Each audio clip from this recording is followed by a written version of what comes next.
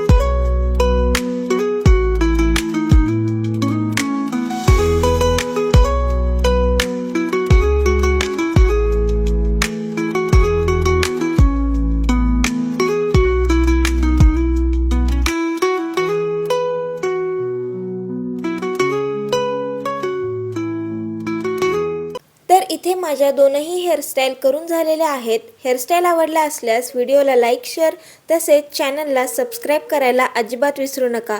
भेटूयात आपल्या नेक्स्ट व्हिडिओमध्ये, तोपर्यंत धन्यवाद।